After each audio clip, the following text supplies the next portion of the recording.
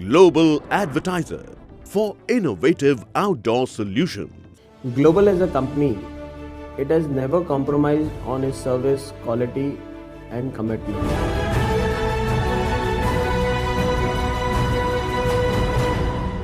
जी नमस्कार दोस्तों, मैं आपका दोस्त शैलेश पटेल फिर से एक बार।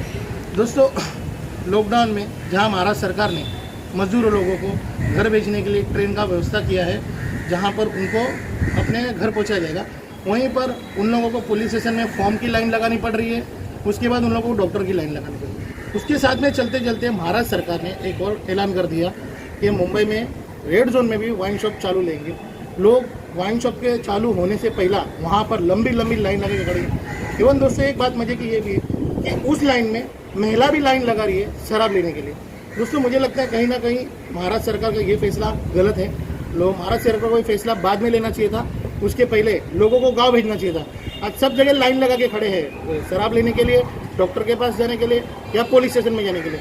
दोस्तों, आप देख सकते हैं इस वीडियो में कि यहाँ पर सोशल डिस्टेंस का कोई वैल्यू नहीं है, धज्जियाँ उड़ाई जा रही है। आप देख सकते हो मलाड वेस्ट के लिंक रोड पे सोनाबार के पास।